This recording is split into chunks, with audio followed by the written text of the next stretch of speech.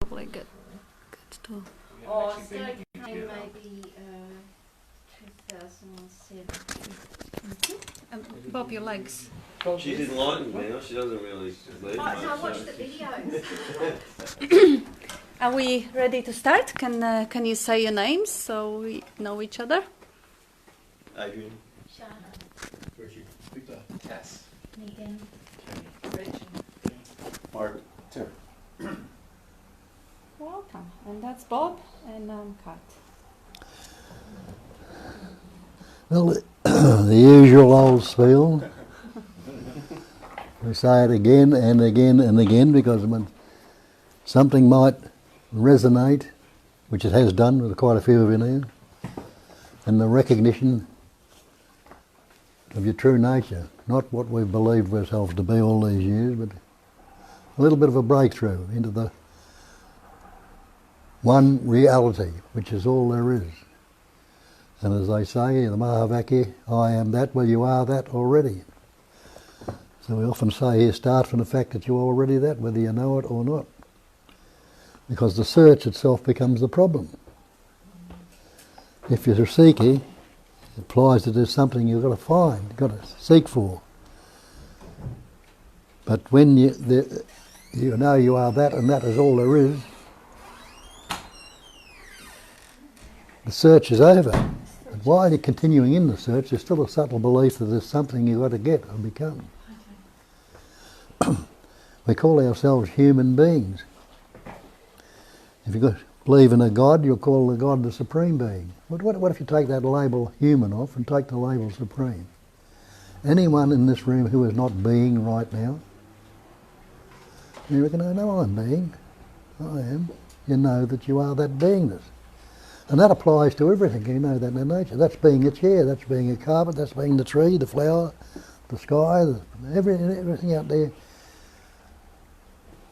is that being. And that's where the I am that comes into it. That is all there is, which we put labels on. Now look at the label. Is the word the thing? You don't go into Myers to buy a shirt and come out with a label. You wouldn't be too happy with it after you paid all that money. We'll see that we put labels on everything, words.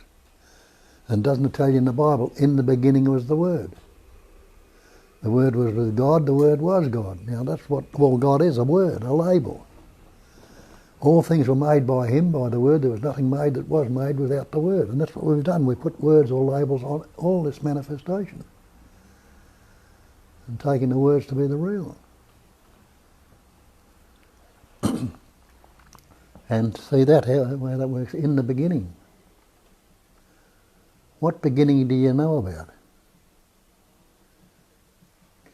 You'll say, I was born, but can any one of you remember your birth? Nobody can go back and remember your birth. You don't remember anything or recall anything till you're about 2.5 years old when you learnt words. So in the beginning was the Word. That was the beginning for you, me and everything in this room, was the Word, when we learnt words. Though you were existing before that. You were forming 9 months in the womb, and a couple of years you were living without the Word before you learnt any words. We're getting on all right without the Word. And that's why they use that, I suppose, analogy, whatever you like to call it in the Bible. Adam and Eve in the Garden of Paradise. They were in paradise until they ate of the tree of knowledge of good and evil. They learnt words. And that's when they dropped out of paradise. And have been trying to get back into it ever since, but using words they never will. And that's what we've got to learn. We realise, recognise. And that doesn't mean to say you're not going to use words. You'll use words, but you'll understand them in a different light. And you look at the word and see if the word is the real. The word's not the thing. Take the word water. Can you drink it? Can you drink that word? Can you wash in that word? Can you swim in it? Can you drown in it? You can't. So the word's not the thing. As they say, the map's not the territory. The description is never described. We're using words on all these things.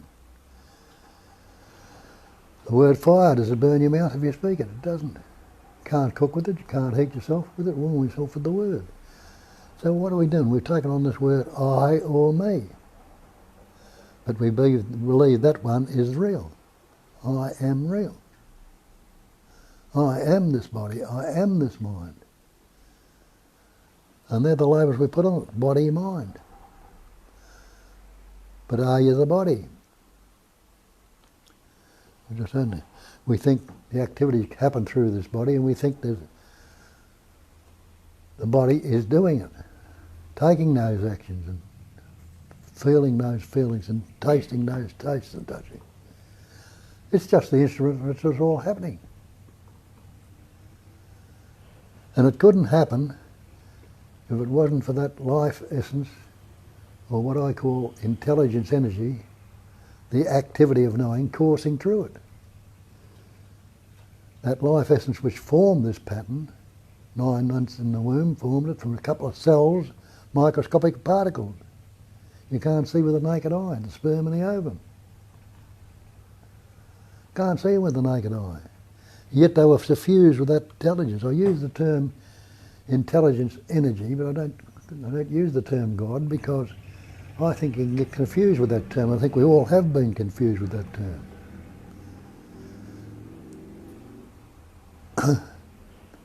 When I'm talking about intelligence energy, I'm not talking about your intellect when I'm talking about intelligence. I'm saying, look out there in nature, take your leaf from nature, the natural state, as they point out, that's what we've got to find or understand or believe, the natural state, as in nature. That's what it means.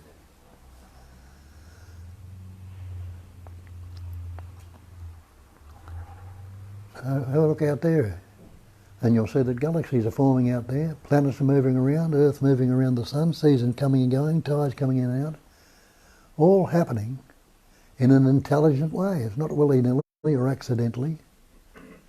Seasons, tides and all those things, winter, summer, all happen in an intelligent way.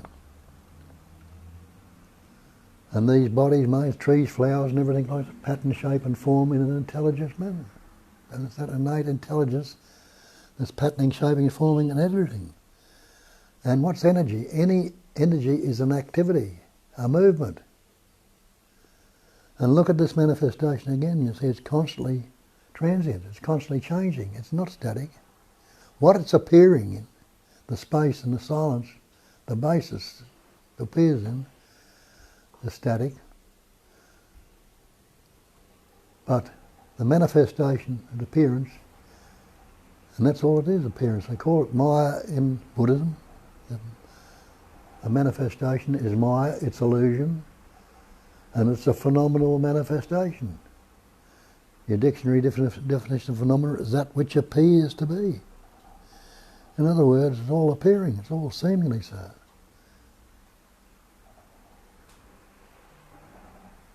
So it's all appearance, including you, me, and everything else in it. Look at that intelligence energy again, the activity of knowing. And doesn't that apply to you? Anybody who is not knowing right now? That knowing is there constantly. We call it a consciousness or awareness. And you can even call it unknowing. But it's a knowing that there's an unknowing there, if you think there's such a thing. The activity of knowing, intelligence energy. And that's happening all the time. Then you can't get confused with all the labels you put on it. Poor me, that I do this and do that and do the other. Are you the body? Are you the mind? Innately, you already know you're not the body. Because don't you say my body? Don't you say my coat, my car, my shirt, my shoes? And you know damn well when you're saying that you're not the coat, the car, the shoes or the shorts or whatever else you're saying. So maybe you're not my body either. And then we say also my mind. But if you think you're the mind, show me a thing called mind. What do you call mind? Can you put it in a parcel, in a packet and say, this is mine, all these thoughts, feelings and emotions? Well, try and grab a thought for a start off and see how solid and substantial that is. A feeling. You get sensation of feeling which we label and all the rest of it. But there's no substance to any of these things when you look into them closely. No solidity whatsoever. They're all patterns, shapes and forms. So when I say I can't teach you anything, I can't tell you anything, how can one pattern tell another, or one shape and form tell another shape and form? You got that mirror at the end of the room, have a look at it. Can't say it's not there. What do you see in it? You'll see it, you realise you see reflections in it. You can't say they're not there, but you go up the mirror and try and pull a reflection out of the mirror. You can't say they are there. And could they be there if that reflecting surface for them to appear on wasn't there? There couldn't be any reflection whatsoever. There's no reflecting surface for it to appear on. So it's only seeming. So it's a poor analogy because the mirror needs something outside itself to reflect in it. But this that we talk to, there's nothing outside of itself. It's all contained in that space like silence, stillness and emptiness. It's all pattern, shapes and form. Postulate or think of anything that can be outside of space. It's all the content of space, emptiness. Any sound that didn't come out of silence or didn't disappear back into silence again. So you can't get away from that. And that's not two things, emptiness and silence, or stillness and silence or whatever. It's the one thing, different aspects of it. Just like steam, water and ice are different aspects of H2O. In pattern, shape and form, in all its diversity and all its variety.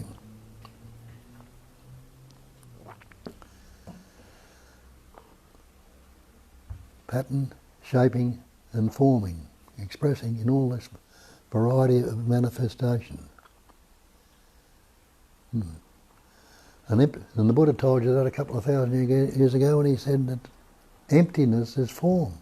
That space-like emptiness is form. And he said the form can be nothing other than the emptiness. Everything, all the forms that are appearing in that emptiness are nothing other than the emptiness. It still hasn't changed its true nature. So there's no separation in it whatsoever. So while we remain in the idea of becoming, which is not being, or getting or attaining something, when you were never separate in the first place, then you might understand why you might be searching for 10, 20, 30 years, doing all sorts of meditations and activities and things like that, trying hard, reading this and looking at that. Why you haven't got there? Because you can't add anything to what you already are. It is the great perfection, as I say in Buddhism, or it's the absolute, as Nisargadatta and others will say. What can you add to the absolute? Not one minute particle whatsoever. What can you take away from it? If you added something to it and took something away from it, it wouldn't be absolute. The same with the great perfection. If you added something to perfection, it wouldn't be perfect. If you took something away from it, it wouldn't be perfect. And when we say start from the fact that you are already that, you haven't got all that garbage that we've carried around with, trying to knock out the conditioning and the thoughts and feelings and everything we've carried around for years, trying to knock them off, and then we'll start really looking. If you start from the fact that you are already that, have always and ever been that, you haven't been anything else, never have, never would be, never could be, then what needs to happen? What will happen? All there will be a discarding, a dropping of the false. And that's why we say the false cannot stand up to investigation. Anything that's false, when you really investigate and look into it, it'll fall away because it's not the truth. Then what you're left with, the false is gone, you must be left with the truth. And that's another scriptural saying, they say, know the truth will set you free. What are you free from? The bondage of self, if you like to call it that. The cage of concepts. You've got a cage of concepts we've enclosed ourselves in. Put a bird in a cage, have him in there for 10 to 15 years, and you open the door, he's not going to fly out. For a day or two, it will make it two, and he might come across the door and realise there's an opening there which he hadn't lost sight of over the years and forgotten, didn't think there was one there. But the door of the cage is in the cage itself. So you've got to recognise this, all these concepts, trying to get rid of a concept when the concept won't work either. So you need to investigate along these lines and see for yourself. I asked to look and see, you believe you are this separate entity, this person, see how it functions. You've got this concept that I'm a person. Where does the word person come from? Persona, the mask, in Latin, same thing. Meaning we've got this mask of concepts which we've encaged ourselves in.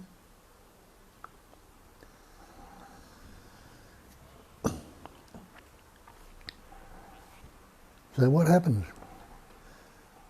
When we learn words at about the age of 2, 2.5, somewhere, parents fussing around to tell us words, what do we do with the word? When the parents tell us you're little Johnny, you're little Billy, you're so-and-so, you're this, that and the other, instead of investigating, well, we don't know how to investigate then, I probably don't think of it, we take it on. I'm Bob, an Australian, I'm a good fellow, I'm not so good, I'm unhappy, I've had a bad childhood, and all the things about the past are added onto that conceptual image I've formed around myself, and energy of belief goes into it day in, day out, not only reinforced by myself, but my schools, society and nation, everybody's reinforcing it. All around us, and we think it's very solid. I am this person, I am this entity, me, Bob, the Australian, the good fellow. That's the image I've got about myself, and that's what we call a reference point, the self-centre or the ego. And you're told in all the scripture and all this that the ego is your problem. You've got to be rid of this ego. Kill it, jump on it, stamp on it. And it's only the very few scriptures, when you look at them closely, will tell you that it's a fiction, and never was such a thing. It's a conceptual image we've taken on and believed in, that there's no such thing as an ego. And when we see that everything is relative to this ego, we're related to this conceptual image we've got of ourselves, and relationship, relativity, is dualism. There's absolutely no duality in non-duality. And we've got this dualistic belief that everything is all, that seemingly appears in a dualistic manner. Look at your thoughts, thinking, how it's always vibrating dualistic. It's either good or bad, pleasant, painful, happy, sad, loving, hating, positive, negative. See if you can think any other way. You're not relating it to something.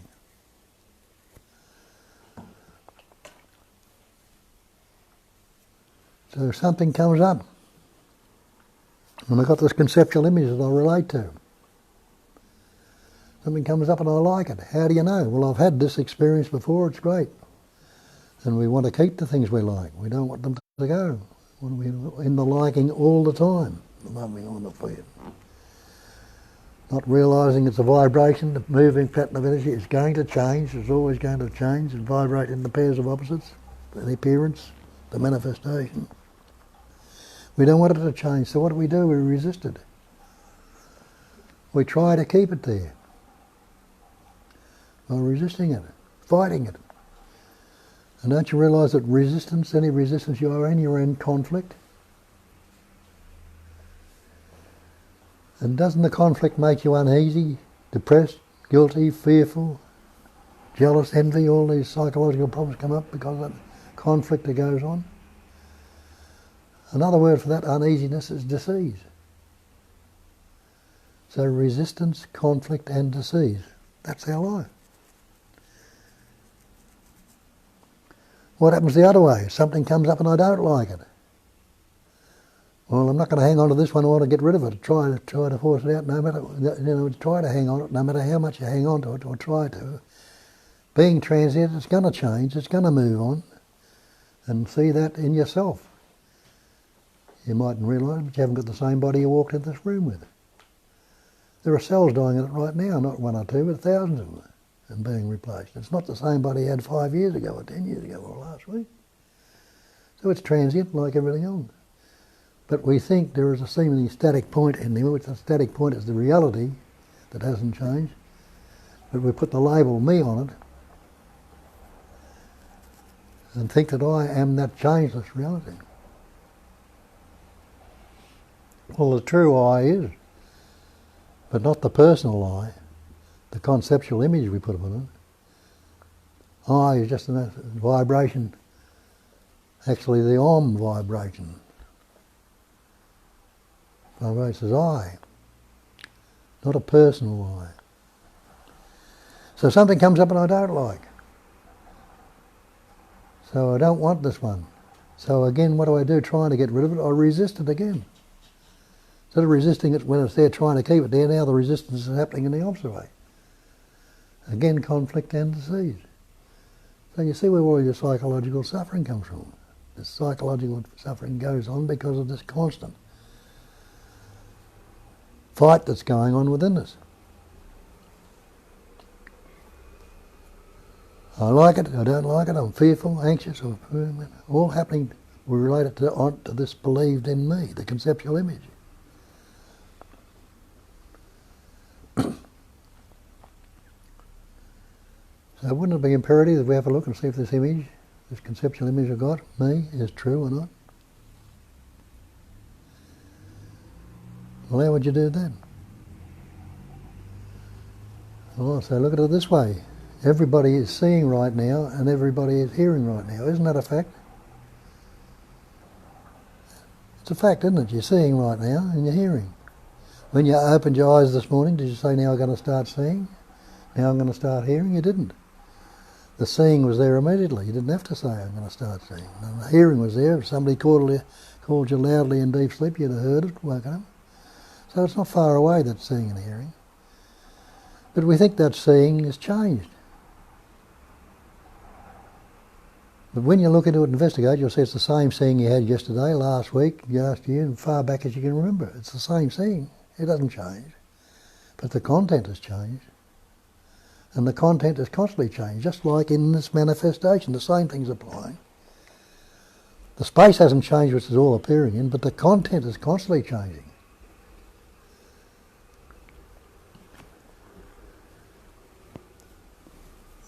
So you're seeing through the eye,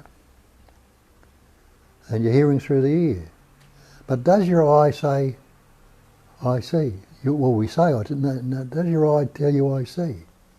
My eye doesn't say, look at this, Bob, look at that, that's good or that's bad. My eye can't say anything at all. But it is the instrument at which the seeing is happening. And that instrument is translated by the thought I see. And the thought I see is not a pure thought anymore. Remember, it's me, Bob, the Australian, the conceptual image that now thinks it's seeing. A conceptual image is based on past events and experience, a dead image at that.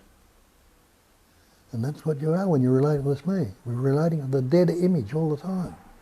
And dead things that are in the past which are dead. That's why we can't keep up with life, and that's why we're constantly suffering. Because life leaves us behind. It's constantly transient, it's changing.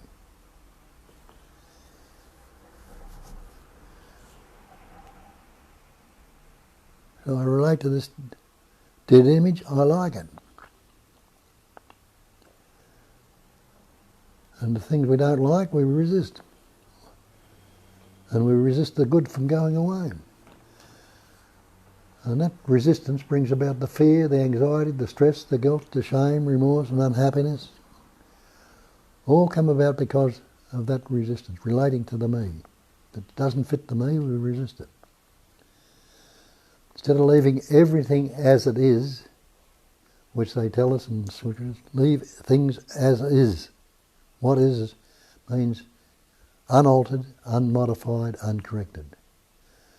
We don't have to try to alter them, modify or correct them, because they change themselves. Realise, have you got the same thoughts right now as what you had yesterday? You realise that every thought you have will be fresh and new. It might be regurgitating an old memory or pattern or something like that, but it's still a fresh and new thought, each one.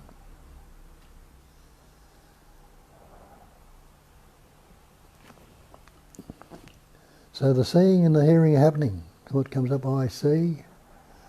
and I hear. And what are we relating to? Because we believe it's this conceptual image, we think it's me, Bob, the Australian, that's seeing, hearing, tasting, touching, smelling.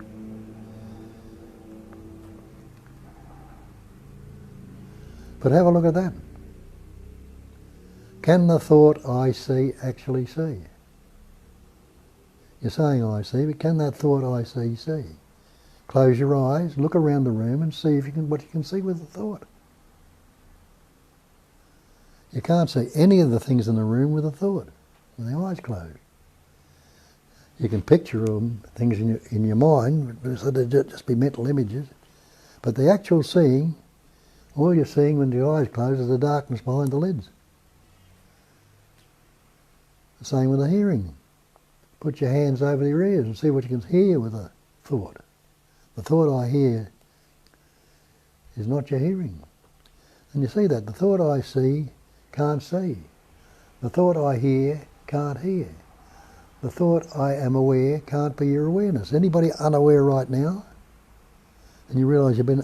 if you're not unaware, you must be aware. And you realise you've been aware all through this. None of you have gone to sleep yet, I don't think. So that awareness is there. And the thought I choose can't choose.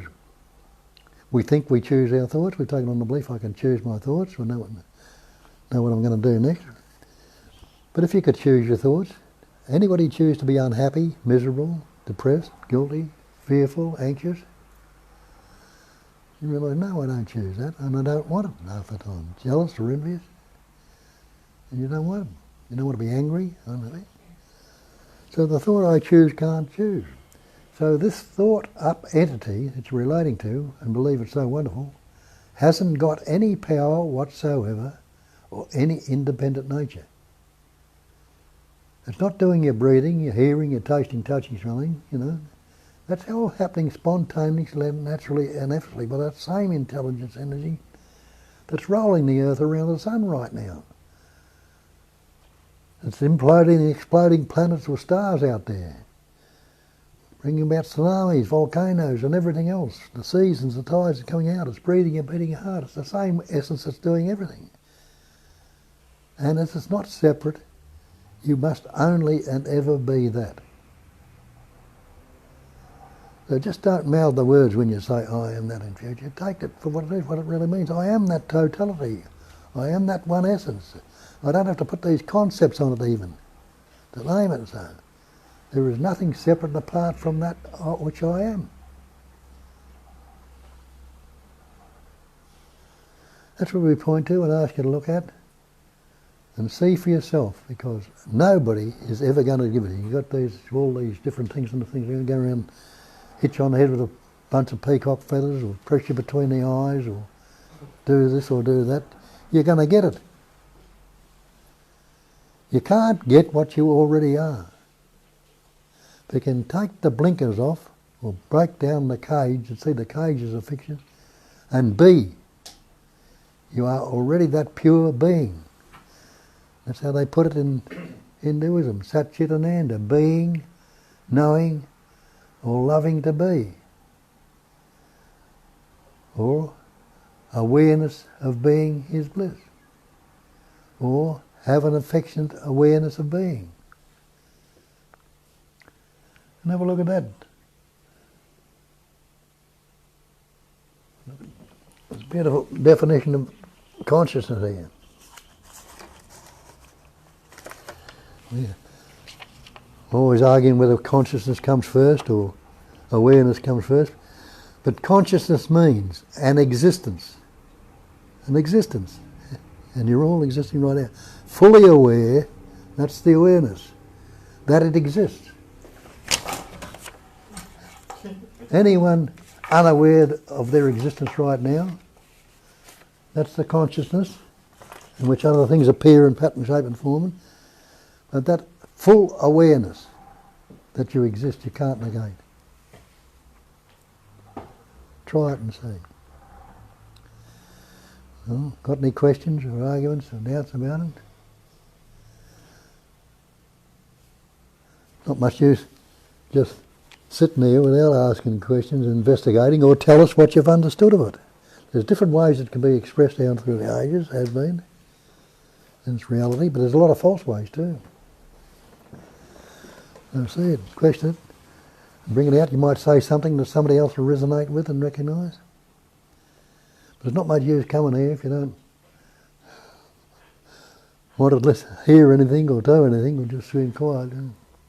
Since I came here last time, I got the book I Am That and started reading that. So I've got a few questions.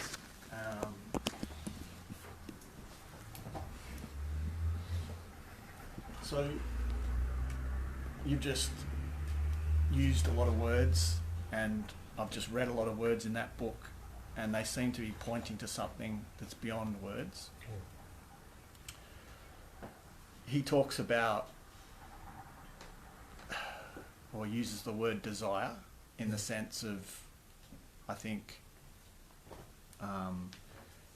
stripping away, a desire to strip away the cage, as you put it.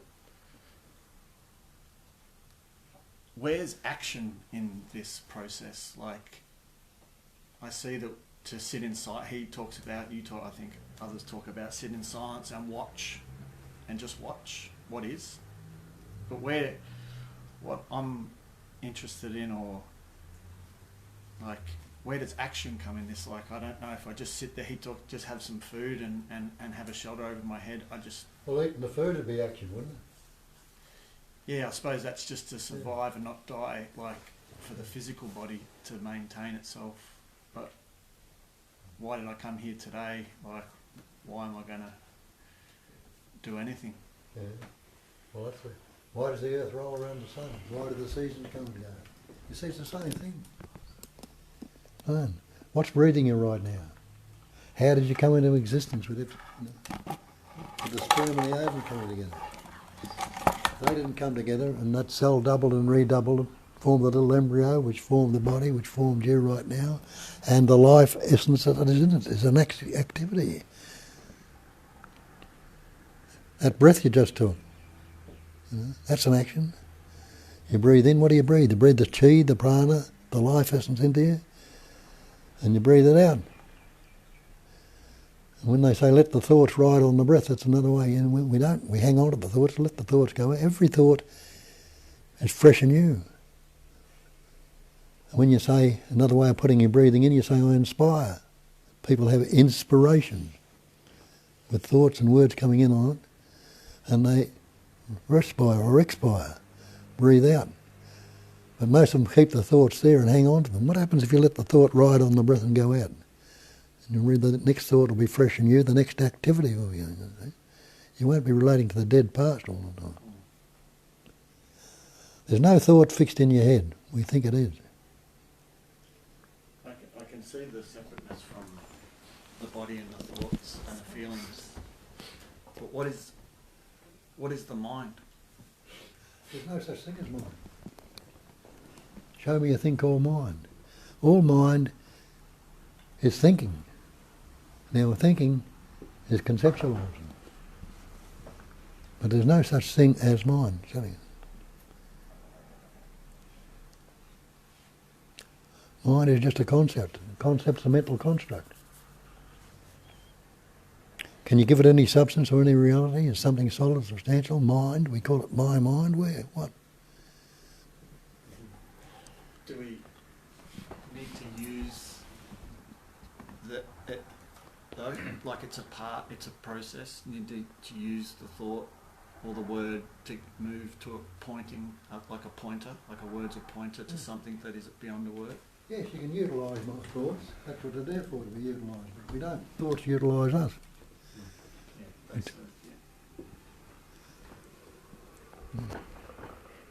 Thoughts can be very useful. The thinking is that mind's not the so-called mind's not the enemy, if it's understood. So the so-called mind's not the enemy if it's understood. But didn't you just say that there's no such thing as the mind? Yeah. That's the understanding. If it's understood. Maybe you would like to sit here so I don't have to flick the camera.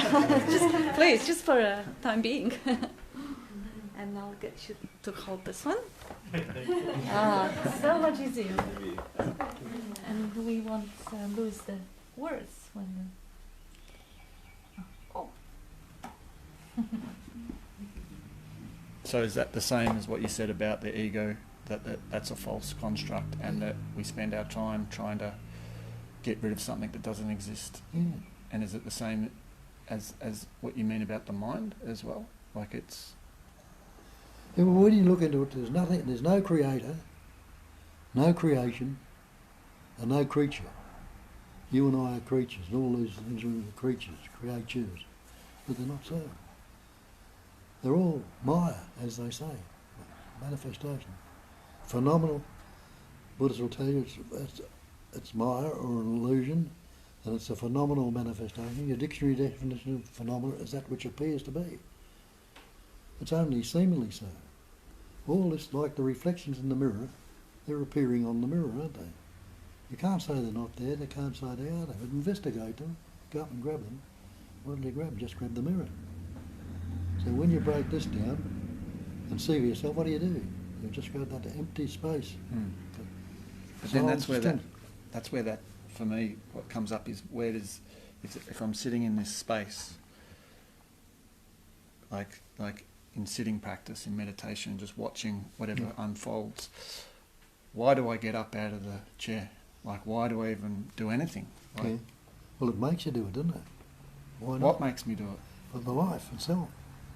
If you were a Is it corpse, not just a tiny little subtle thought that goes, okay, I want to stop and I want to eat now, or I want to go for a walk, or...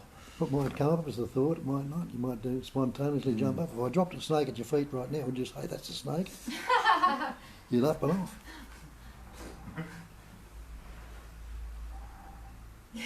Spontaneous. In the book he talks like, you die before, I know I've heard that before, you die before you die. Yeah. Die to the sense of self. That's what St. Francis told you in his prayer, make me an instance of peace, where there's hatred, let me say love, blah, blah, blah. And he goes down to reach the moment, he says, it's only by dying I can have eternal life. He wasn't talking about carking it physically, he was talking about dying to that sense of self. And then that is eternal life because you're out of time. See, eternity is not billion light years away, it's going to that had a beginning, it'll have a finish. Eternity is right in this moment. Now, yeah. When does this moment begin? You can't even say it's beginning. As you're saying it's beginning, it's ending. It's forever now. Spontaneous, yeah. Can I just on that point though, I could, I know it's not me, but I could decide to do this, or this, A, B or C, and I might be confused about which way to go. Yeah. So at that point I'm still, whether it's inspiration or not, like I'm still, can make a decision to do one or the other. Yeah. Now, whichever one you do, you might think you've done the wrong one. You go a little bit later, you see it worked out exactly as it should anyway. Yeah, okay. So it's more just going with the one that feels more inspired, Yeah. or... Well, you take notice what they call the still small voice, There's a voice behind you saying this is the way, walk into it, whether you turn to the left or whether you turn... Yes. Intuition. Yes. You could use the word feel. Which? He used the word feel. Feel. He goes, I'll choose the one that feels. Did you write that? That feels I right. think so, yeah. Not to be critical, but no. just to drill right down, like that word feel. Like where does that use the word intuition? What does that even mean? Yeah. What does it say?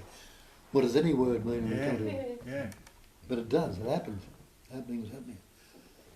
But what's the word mean? What does that mean either? Yeah. And you think you're doing it personally.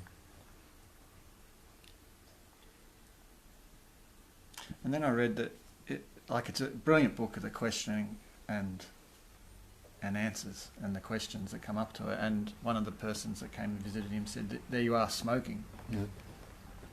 And that just struck me as a word, realised man, or like he talks about, all you need is something to eat, a little bit of shelter, warmth, and he's smoking. Why is he smoking? Why not? He's not doing it.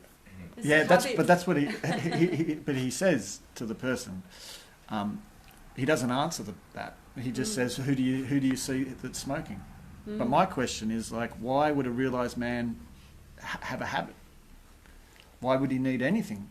Yeah. Why animals have habits? See, the birds are singing. They are not, they realize they don't have ego. So they didn't have to be realized because they didn't forget who they are. They just life expressing. And they have habits. They have habits of hunting. Otherwise they would die of starvation. And people also, like Nisargadatta doesn't have the habit. The body has. This is the conditioning of the body. The whole universe contributed to that set of patterns. And there is no one there to break it. There is no one there who have the concept that this is wrong. Because society told me that this is wrong, so I should obey the... Yeah, but would you think, like, if we're talking about intelligence, I like you said, I can't remember the word you said. Cognizing intelligence. What's that? Cognizing intelligence. Yeah, like, would you feel that through an awakening that you'd just have, like, habit? I used to smoke, and I dropped that habit through, I don't know, lots of different reasons, but I would have felt that somebody like him... Bob did too. would have just sort of like... It would have just naturally dropped away. So it really struck me, because all these words that get spoken about, like action for me is quite interesting, because there's something beyond words, Yeah, well, why did you take on the ego in the first place? Why did any of us? Well, that word, I don't even know what that word is to me. It's hard. I've never liked that word. But Well, the person, the idea you're a person, a separate entity, an individual. thoughts. Just the way the patterning goes, isn't it? Because he doesn't care. He gets asked many times. He doesn't care whether he dies or lives, like body physically. So maybe the smoking is. It just strikes me as something that is contradictory. Well, probably when he took on smoking, it wasn't a bad thing. Everybody was smoking. Back in that day it was. Yeah. Got the habit. It can be hard to break the habit. Who knows? He also answered a few times that he leaves the body to look after itself. He doesn't really care what the body is doing. He doesn't intervene in digestion. He doesn't intervene in the habits. Because the way he was conditioned, the way that pattern has appeared as a personality pattern, he just wasn't interested in it. People who are more naturally conditioned to be mindful about the body will do something about the habit, sure. like you or Bob or myself sure. and many others. So, He just simply didn't really have that conditioning, so he so didn't really did he care. die young or? How No, old? no. Oh, well, He died of lung cancer. Okay. But How old was he? yeah, he Oh, 80s. Yeah. And I think he said, oh, when he got diagnosed, he said, oh, great, or something like that. Okay. So he's watching the body and the world as something on a screen. It Yes. just, yeah. And because that wasn't his body, if it was the idea that this is my body and I was given that body to look after it, which many spiritual paths are suggesting that this is the temple without the body you wouldn't see here, there's truth in it. I But think because- it's a questions of doership, isn't it? More what we're Yeah. pointing to is what's behind it. See, why do we go off on a tangent like that? Why? When it's not about, who cares about anybody else but yourself? Why are you bound in this self-centeredness?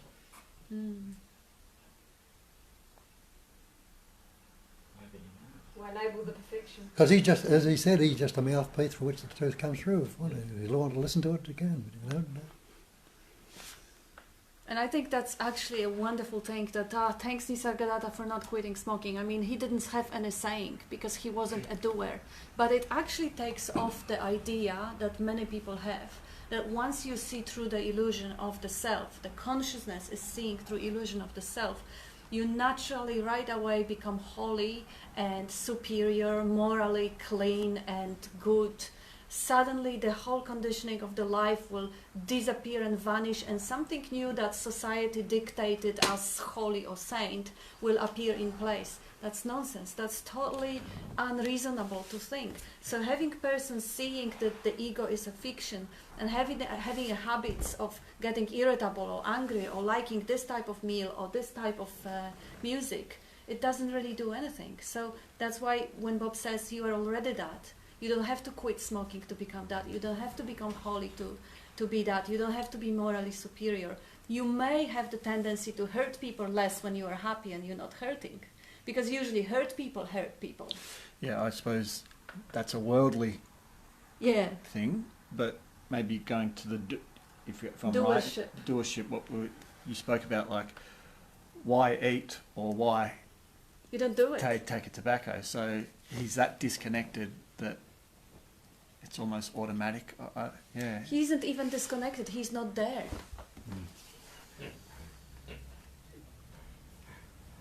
Just look how disconnected these cats who are walking around are. When they're hungry, they go and eat. They don't have thoughts. Although there was an experiment, and science is not really reliable because that's a part of the dream, but it's a good illustration, the famous Libet experiment, proving that any decision-taking process takes place about 0.7 of a second after the action has been decided on the neurobiological level in the brain.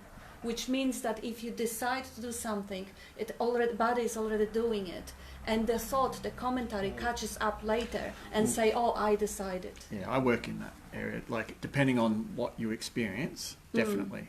The Yeah. more primitive parts of the brain are faster than the neural networks in the cortex. I think it's more suffering comes from personal volition. Like at the moment, you're having a judgment on the Nisargadatta, which is causing you mental. Yeah, Nisargadatta a is judgment. just You a could call it. concept. You could call it a judgment. It's another thing that points to something in me that Yeah, so like why I is. can do that on anything. It's like once the mind divides, it's like that thing of the Hensing Min, heaven and earth are set infinitely apart once I start that process of division from the oneness, like judging anything. So, make not, what is it, Bob? Do you remember? Make the slightest distinction and heaven and earth are set infinitely apart. That's like the birth. It's the birth of my suffering when I do that. So I guess I was led here because I thought I had an anxiety disorder and I wanted to reduce my suffering. And I used to smoke, and Bob said, I've got nothing to give you, there's nothing to get, because what you're seeking you already are. And he said, you can come here once and go away. And I'm back here because someone said he hadn't seen me for a while. And look, I just can drop into that space, and that's where I want to be. It's like happiness, or whatever you call it, or the oneness, or start from the fact that you're already that is my starting point now. And so it's more like the investigation, which is the action, happens if I start drifting towards suffering. And I know even Bob goes, oh, that's just a concept to himself, or not that, when I came here, Judith used to repeatedly go, not that thought, not now, not that thought, not now, just anything to just not go down that kind of rabbit hole of thinking, which is the birth of my suffering. Because that thinking is centred around me and the world relative to me, and it comes up short, frankly, when I start thinking like that. Yeah. You've read I Am That. So I wouldn't say I've read it, but I'm in it. have you read his other stuff? No, I've never. Well, in those he says, abide as awareness. That's what he's pointing to, that you are this awareness. So you're aware of doing, you're aware of everything, actually. Just stay there. That's what he's pointing to. But we always take ourselves to be a body because it's very subtle and not so subtle. It's we take it to be real, even though we may say, I don't believe it, or I'm not the body. You can mouth it, but... Yeah, you said aware of doing. Yeah, so you're caught on doing, you think you're the doer, but who's aware of doing? Awareness is aware of doing.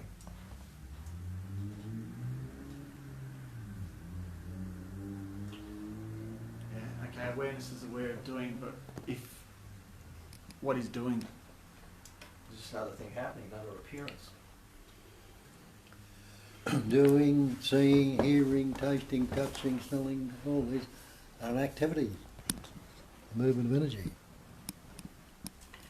We split it up into I see, and I see this and I see that. You've formed a subject when you say, I see, and what you're seeing is this or that has become the object. So you divided the seeing into subject-object, or the thinking into thinker and thought, the feeling into the feeler and felt. But can there be a seer without seeing?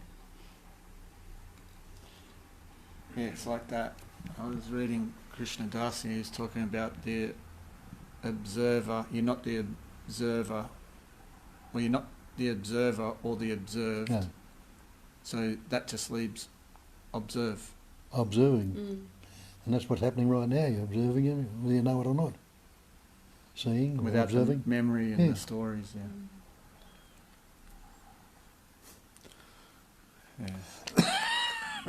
And see how everything, every action, every thought happens, and the agency is completely redundant. You don't actually need to have anyone that is doing it, but once you start, like Megan says, you start from the fact that you are already that, and see how it is true. So you are already that knowing awareness, and in you, in that space of knowing awareness, the body is doing actions. You're not doing it, you're knowing it. And the body is looking after itself, is breathing. You don't do the breathing, the body does it. You don't do the seeing, the body does it. So you are the knowing awareness, and everything else that you are conscious of is a content of that knowing awareness. And see how, even if it feels like, okay, but I have decided to get up, does the commentary that happened 0.7 seconds after the body has already done what it is supposed to do, or what the impulse it got. And it is in constant interaction with the environment, is completely not separated from it. The action, the impulse to get up may come from somebody's suggestion, or may come from the temperature rising or falling, or may come from toilet calling. It is completely in contact, just like you are exchanging the air with the environment, and you are exchanging the matter by eating food, and you are exchanging water and everything. It's just the content, and you are the space in which it happens. You happen to identify with the body because being that space, this is your window to look. So you're using that body to actually have the camera and to look at the space. So it feels like, okay, but I'm here. You're everywhere. But here is your viewpoint, because here are your eyes. People can live big chunks of their lives, go, oh, it must be salad for lunch, no commentary, life happened. Absolutely happened. And there may be less vigorousness, or, maybe different, and there may be some crap dropped. There may be some stuff still there and some crap not dropped, because that pattern just doesn't have any interest in pursuing that. What life doesn't unravel in that way. I've totally forgot what I was talking about up till now. Is the distance between heaven and earth measured in yards or in metres? Light years. But I get what you're saying about, probably assessment's a better word than judgment, because sometimes assessment goes on, sometimes assessment answered is a little useful to drop that assessment. Oh, okay, yeah, that makes sense, forget that, and it's less busyness. And sometimes assessment, like you said, is a great pointer. It points to, oh, okay, that's what it's like to have no thing going on. And sometimes assessment is just something that is busily happening in the head. And it's something, oh, here comes assessment, okay, I can do without that. So, yeah. And also smart thing to do if that happens, it's actually good to contemplate about, it's nothing wrong, this is what life does. So contemplating about Nisargadatta and about his habits and about non-doership here and there, it's a good pointer, it may be utilized, but always coming back to what is actually happening physically. It's a very good habit to have, because where is Nisargadatta right now? In the head, as a thought, as the memory. He doesn't exist, he's not in the immediacy. So it's good to contemplate, nothing wrong, but remembering that now I'm engaging in the mental processes to the exclusion of the immediacy of seeing, hearing, tasting, touching, smelling. Because the moment you actually invest in being here, the thought is not going to shake you that much. Okay, so in the case of Nisargadatta, when you are really grounded in the reality of now, yeah, that's how the intelligence was expressing itself, through the smoker, through the chain smoker, killing himself of cancer. But there is no judgment about it, because this is the one and the same intelligence expressing as the dog by barking, as the cat by meowing, and there is nothing wrong in barking or meowing or smoking. I think that's I've bought lots of books and sought lots of teachers, but that was the last book I've bought, and it took me a long time to buy that book because when I came and saw you, I just felt like I'm sick of getting more information because, but then the nature of some parts of how I am, I will really get into it. And when I read that, I think that just shakes me. But what I ended up resorting to is I don't really care what anybody says. I want to practice. There you go. And find out for myself. That's it. Yes, So that's the attitude. That's a simple thing, but obviously things come up along the journey that, yeah, they come up. Life does it. I want to find out I don't care what anybody says. That's the attitude. That's, So, while there's a belief in a subjective me, what we tend to do is look objectively. We try and find the answer out there, or we try and find the answer in the mind, which is also objective, because you can be aware of it, you can be aware of what's going on.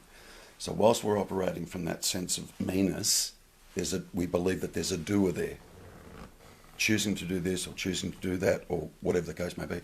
But the point is, we always look for the answer objectively when we're operating from that sense of me, without even inquiring as to whether or not there is actually a me. Like, really, it's a 180-degree turn. It's a complete 180-degree turn to what we're used to doing and what we're conditioned to do and what all human beings are conditioned to do. We look for the answer outside of ourselves or at something. And even thoughts, or the so-called mind, is at something. We never once pause to consider what the subject is. We assume the subject is the me. And what we're invited to do here is to literally go looking for it. Literally go looking for it. Instead of trying to find the answer out there or in a book or even here in this room, hearing people talk, all that gets communicated here is a pointer to go looking for yourself, which is exactly what you just said. You want to know. Right. So if you actually understand that the me operates in duality, which means there's the notion of a subject and an object, and you're taking the me to be the subject. That needs literally,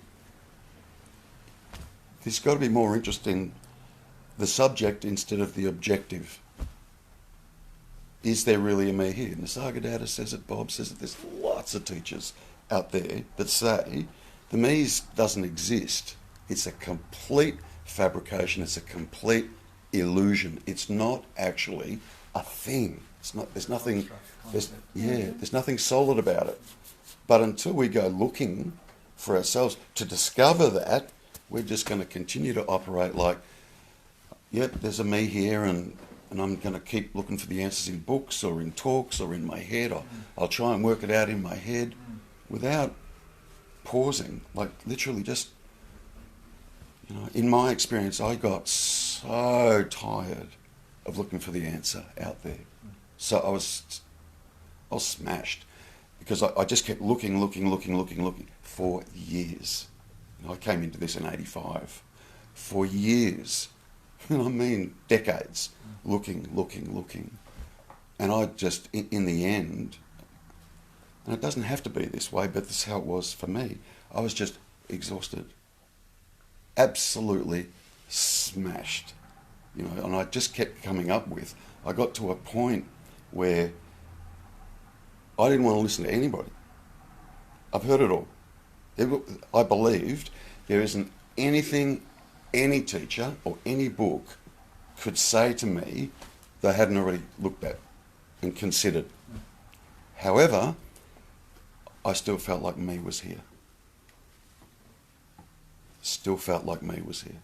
And it wasn't until all that, the seeker, the investigating, stopped. It just completely, and it was, really was. Moments of it. You know, Yeah. Like moments of that I resonate really strongly with what you said. Like that, when you just stop seeking, you know, and then there's words that point to bliss, and like that's a beautiful Carrot. whatever. It's a carrot. Yeah, but you're right. Right, it leads to desire. But he talks that there needs to be, and I may be wrong. Please correct me. But talks about there is somewhat a needing of desire to push you to that point, like you're talking about, to look inside and to watch. But that, and then that probably needs to be dropped. But even that desire, that comes up of itself too. There's no me here that has a desire. There's just a movement. Getting out of the way of what already is. There's literally just a movement of energy. Can you say that? It's a movement of energy. That's as close as I could get to it verbally. But at some point, you've got to stop. Like literally, you've got to stop and turn around.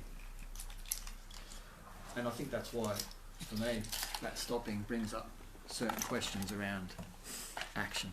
Yeah. Because when you stop, okay, I've stopped, I'm watching, what do I do now? Look for the me.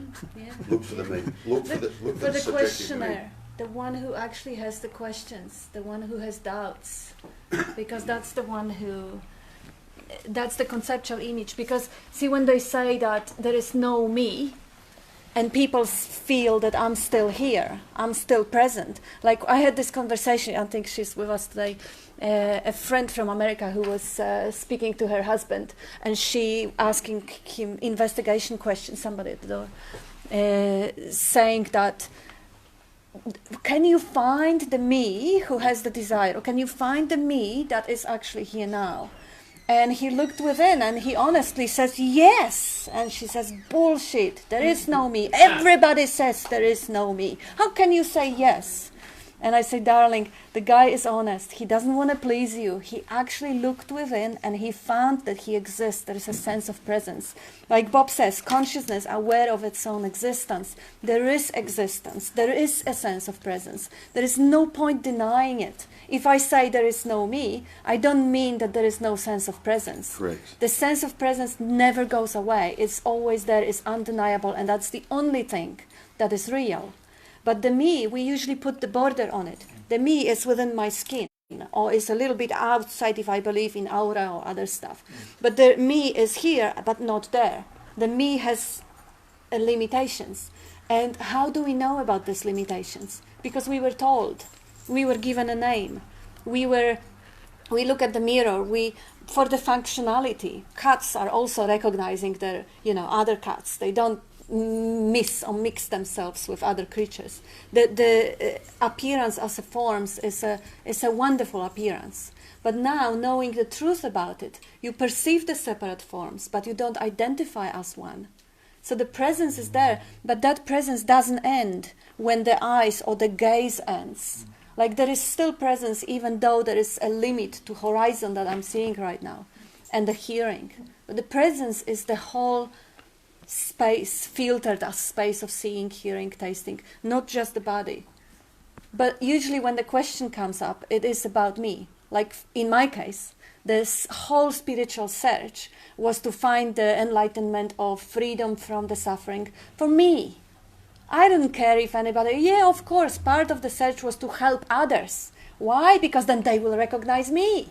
I will be the bodhisattva. I will be the wonderful one who is enlightening everyone else. So it was always about that central point that was distinguishably different from everything else.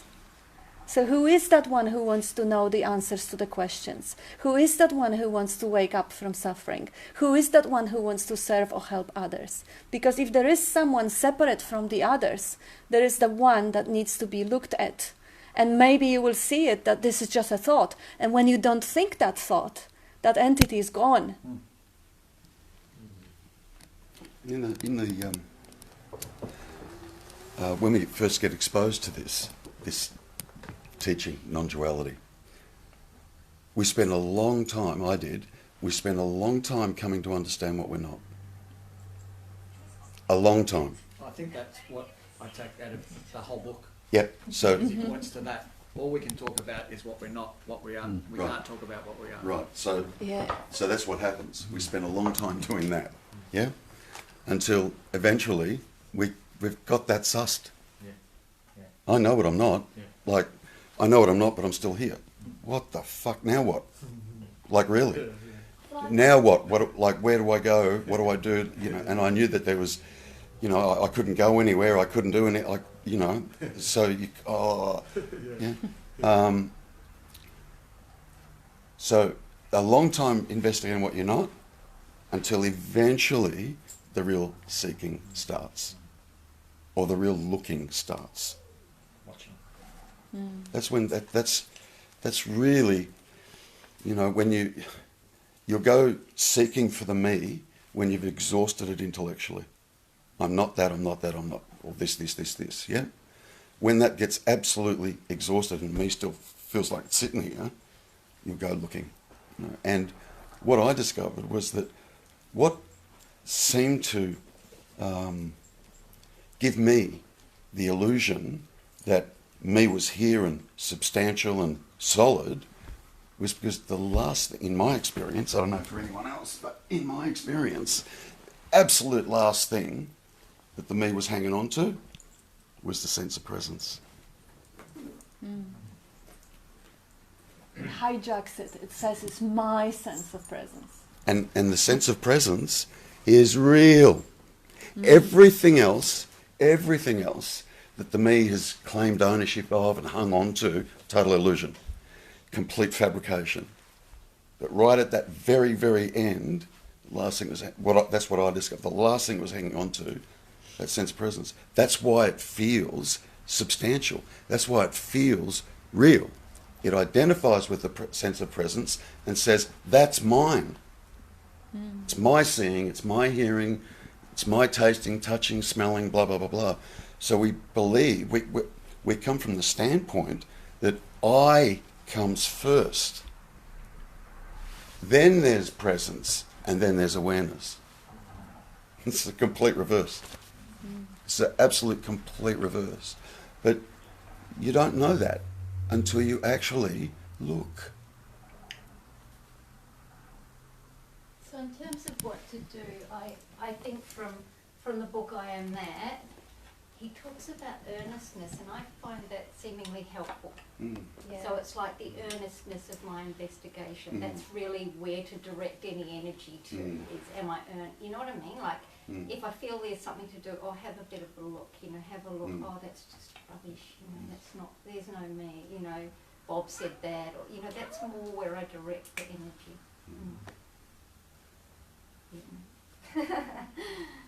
And you seem already have it. You seem to have it. I mean, what Nisargadatta and you call earnestness, for me, in my language, when I was first started seeking, it was called devotion. It was basically that love for the truth that actually propel you to do anything. Put you at the point when you are ready to die for it. Like, my gosh, I'm so thirsty of finding out of the truth that I'd do anything at all. So now they tell you to look. And sure, tell you to sit in a meditation. Torture. I'll sit. I won't move. So if that desire or that heart desire, that longing wakes up, that's the great guide, because that's not the individual longing for its dissolution. That's not individual longing to disappear and die or appear unreal. That's the consciousness. That's the heart waking up and wanting to return home that it never left, that only dreamt it left. It only dreamt that it was something separate or different, because it can't possibly be anything else than totality. But it doesn't know, it vaguely remembers, because the veil of conceptual thinking, of believing in that world, is so thick that it only kind of shows us a glimpse. I love that never left. Yeah. I love that never left, because whenever there's stuff going on, you know, that never left comes up and you go, oh, there it is, never left. Yeah. That's a great. That's great the line, second that one. discover. Once you discover actually that you are not the doer, you realize that you have never ever been one. And then you can watch the action figure. Exactly. And then you realize that nobody else have ever been a doer. So there's no point to compete with anyone, to blame anyone, to feel Absolutely. guilty about anything. It's just pure... Never left. Yeah. Yeah, for me it's been quieter. It's just like there's an urge to do this rather than anything else. So if anyone generally says to me, you know, why am I here? And I'm just, look, I'm not somewhere else.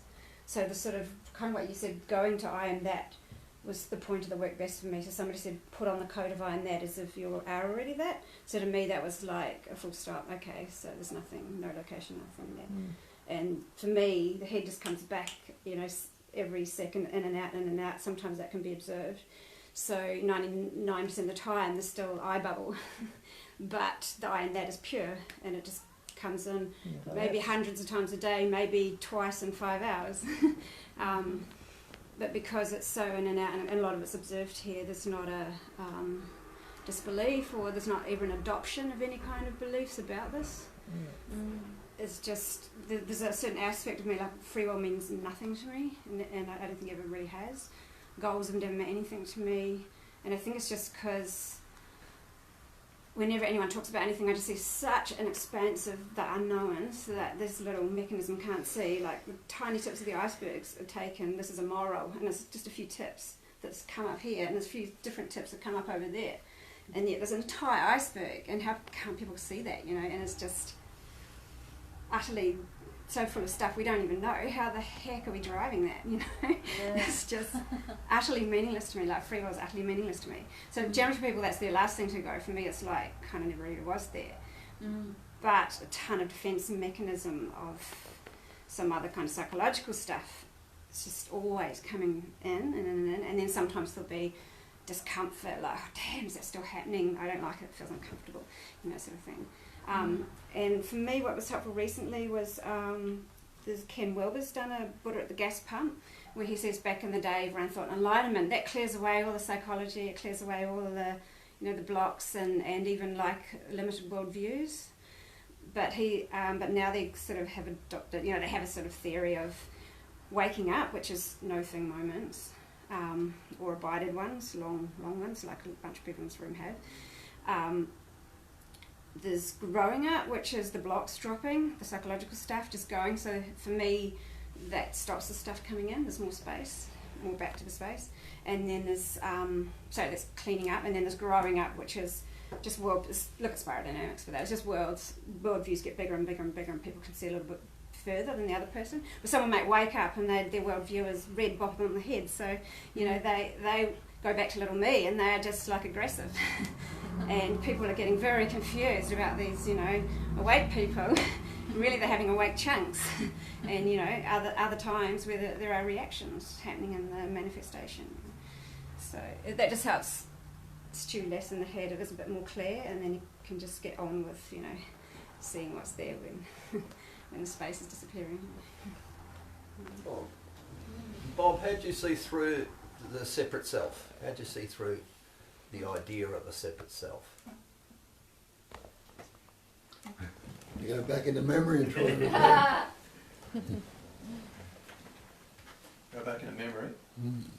I say I have to. A long time ago now. Yeah. Certainly hasn't come back again, that's for sure. But you don't know how it happened? Well, I heard what he was saying. Something resonated with him, and what he was saying, it wasn't the body, it wasn't the mind. I heard it was so, you know. And I said, I'll never be caught in the mind again, but I was 5 minutes later, you know. But it wasn't the same. Once you see something as false, it can't capture you in the same extent it did. So, and each time it had come up, well, hang on, you saw through this, have another look. You'd look again to see if there's anything in, you couldn't find it. So it's like walking through that door and being hit. And forget yourself. But the thing was, all the discipline that I was doing, it all dropped off. Though it wasn't anything, well, I don't have to do this now, to hell with it, you know. I had nowhere else to stay, so I had to do it. I was doing it, but where it meant everything, it didn't mean anything to me. It was a sort of a limbo for a while. You know, didn't know what to do, what to be, where to go, or nothing to do, nothing to be, nothing to see, you know. But then things started happening. But the important aspect, and I think this is what Megan highlighted when you were talking about the earnestness, it isn't really the ego that investigates and see through the illusion. So what can individual do to see through the illusion of the separate self? Zilch, nothing. That's why the earnestness, and I call it devotion or the longing of the heart, it is only always the consciousness that actually wakes up to the fact that individual is a fiction. It's not the individual who says, oh my God, I don't exist. Who says that? So it really comes from, it's almost like a miracle. It's a shift of consciousness. It's not, and I know you know it. I just speak to the room. I don't speak to you. Sorry. It's really about highlighting the fact that individual as such is not a doer. It has no power. It has no free will. It has no control. It just happens to be a bundle of thoughts that was habitually believed to be real. But it can't do investigation. It's not the ego or the mind that does investigation.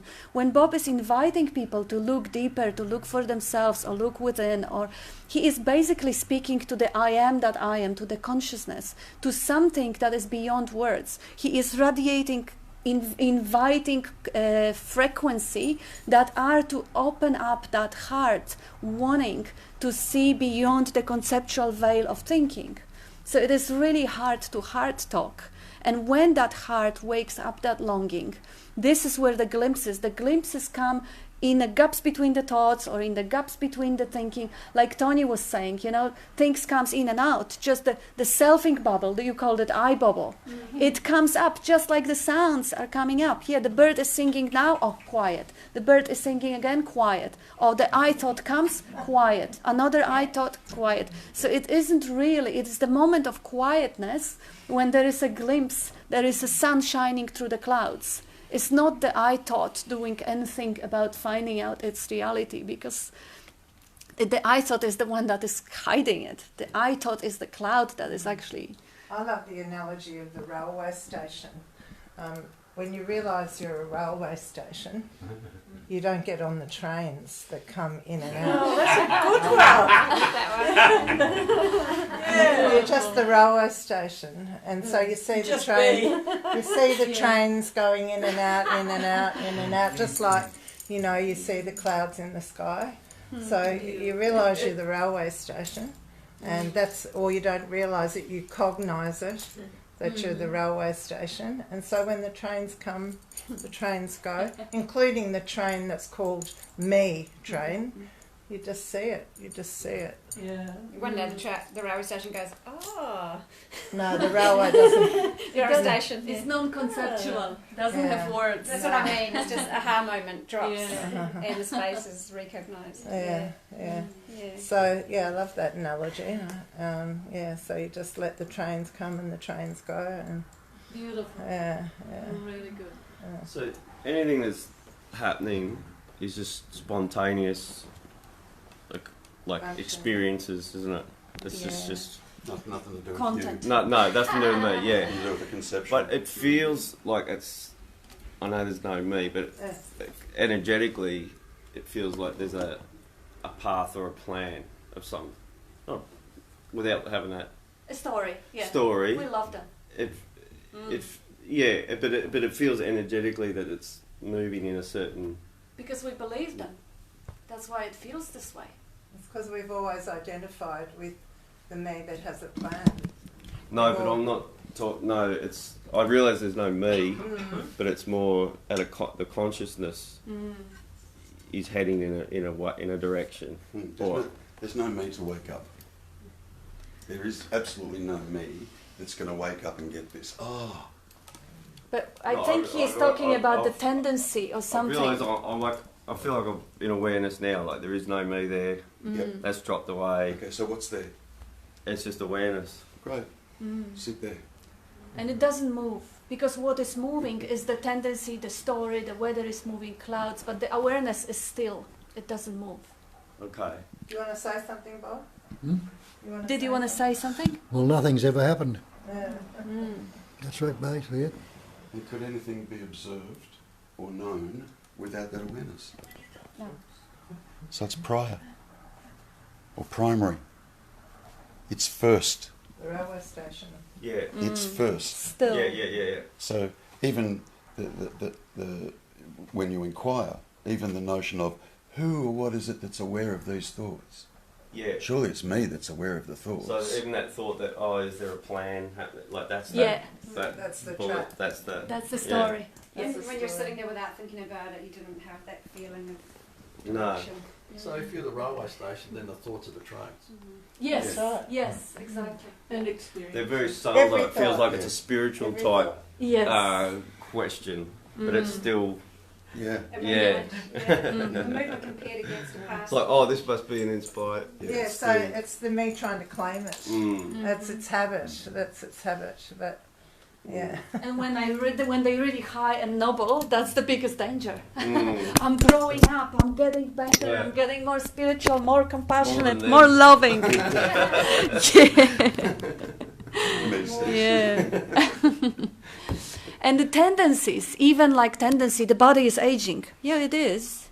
If you think about time and compare it to yesterday. But for the awareness, there is just stillness. Yeah. And all the past is happening in this moment. You actually create in your thinking the moment when you were younger. And younger and younger, and you were born. They all actually exist right in this moment because there is nothing else than this moment. So the aging process is a story created right now. You wanted to say something, sorry. Oh, no, that's fine. I was just going to say, when Bob was saying before, when he realised there was nothing to do, nothing to get, and he had a story about a guy in a phone box calling him, and he said, well, try staying in that phone box. I love that. When the person had that question, what do I do? But I was thinking when I came here and I was like, still had that notion I need to acquire stuff, to patch up affection. And then it was like the last bastion was I needed to get this, that was still another trap. Like that was the final hook almost to overcome. That I needed, this feeling I'd come here and I'd get it and I'd leave this place and it'd be sucked out of me, But it was still me wanting to get something, thinking there was nirvana or a state of enlightenment.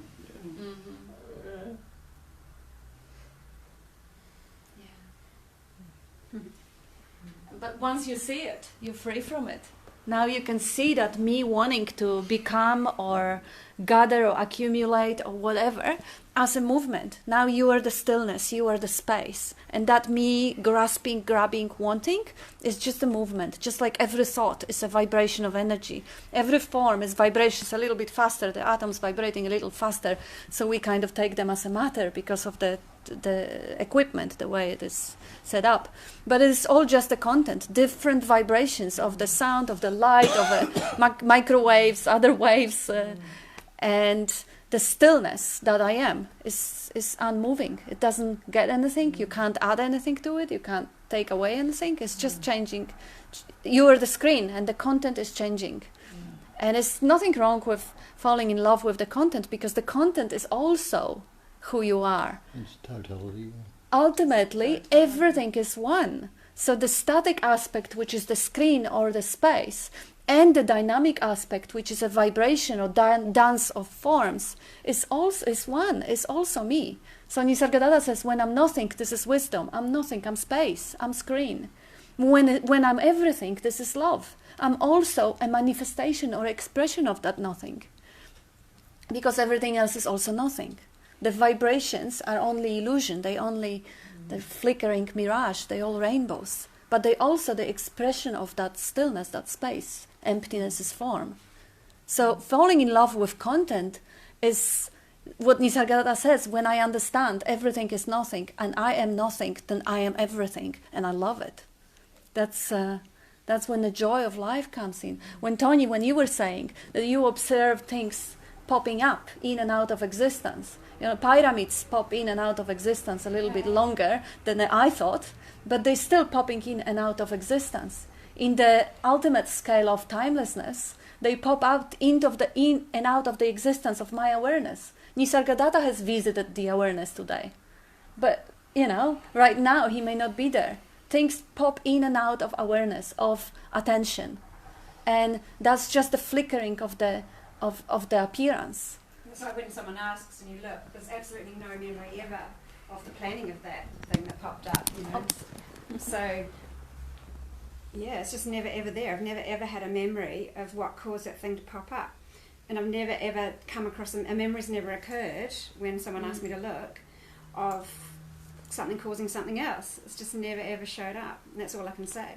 Yeah, yeah.